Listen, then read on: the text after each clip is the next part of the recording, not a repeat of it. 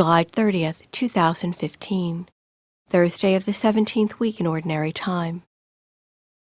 A reading from the book of Exodus. Moses did exactly as the Lord had commanded him.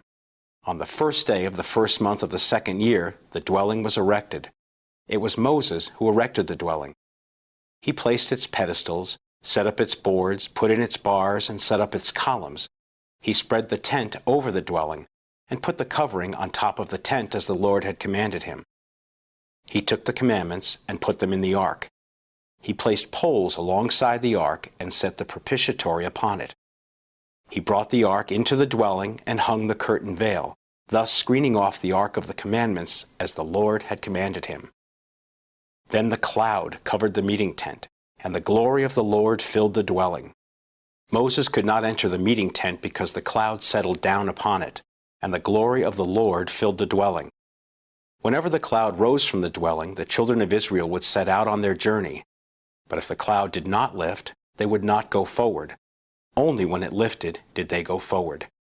In the daytime the cloud of the Lord was seen over the dwelling, whereas at night fire was seen in the cloud by the whole house of Israel in all the stages of their journey. The word of the Lord. The responsorial psalm. The response is, "How lovely is your dwelling place, O Lord, mighty God." My soul yearns and pines for the courts of the Lord. My heart and my flesh cry out for the living God. How lovely is your dwelling place, O Lord, mighty God. Even the sparrow finds a home, and the swallow a nest in which she puts her young. Your altars, O Lord of hosts, my King and my God. How lovely is your dwelling place, O Lord, mighty God. Blessed they who dwell in your house, continually they praise you. Blessed the men whose strength you are, they go from strength to strength. How lovely is your dwelling place, O Lord, mighty God.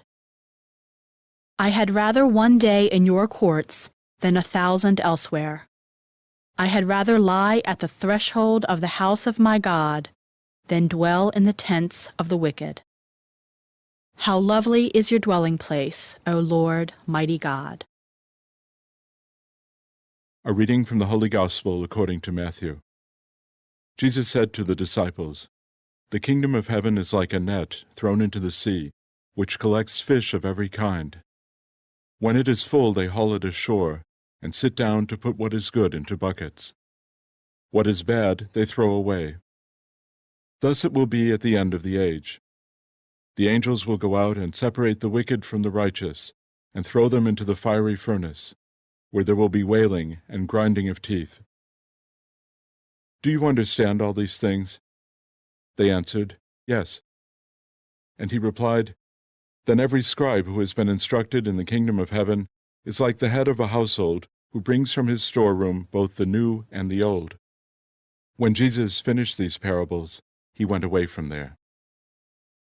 The Gospel of the Lord.